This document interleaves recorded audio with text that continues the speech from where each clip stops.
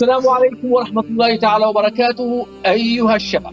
قضية المصلحة، وهذا مصطلح المصلحة كثيرا ما نسمع به في الإعلام المرئي، نسمع به في الإعلام المقروء، نسمعه في محاوراتنا ومناقشاتنا مع زملائنا، وكثيرا ما تسمع أيضا عبارة السياسة مبنية على المصلحة، والمصلحة لها مفاهيم مختلفة وفق فلسفات متعددة. فالمسلم ماذا تعني عنده المصلحة؟ المصلحة البراغماتية لا علاقة لها بالمصلحة الشرعية. المصلحة الشرعية هي المصلحة التي تضبطها ضوابط الشرع، وكل فعل من فعل الإنسان فيه قدر من المصلحة وفيه قدر من المفسدة. ولهذا قال الأصوليون: ليست هنالك مصلحة محضة ولا مفسدة محضة، بمعنى ما فيش هنالك مصلحة خالصة ولا توجد أيضا مفسدة خالصة، وإنما كل مصلحة تنطوي على شيء من المفسدة، وكل مفسدة تنطوي على شيء من المصلحة.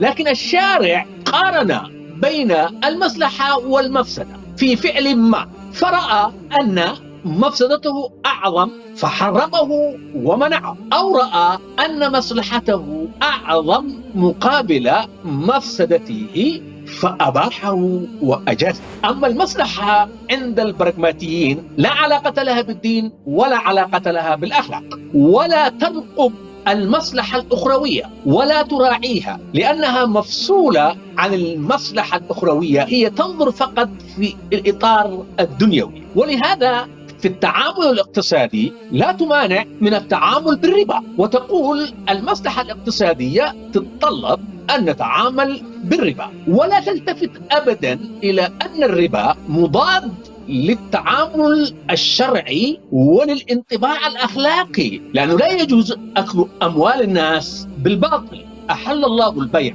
وحرم الربا. المصلحة البراغماتية لا تنظر إلى هذه الحالة، وإنما تنظر إلى منفعة الفرد وليس منفعة المجتمع. فالفرد إذا رأى أن في ممارسة هذا الفعل مصلحة تعود إليه فالمصلحة نسبية، هو ينظر إلى مصلحته ولا ينبغي عليه أن يعتني أو يهتم بمصالح الآخرين. ولهذا إذا رأى أن الكذب والغش والخديعة يجلبان إليه أو يحققان له المصلحة الذاتية التي ينظر إليها فإنه يفعل ذلك ولا حرج عليه.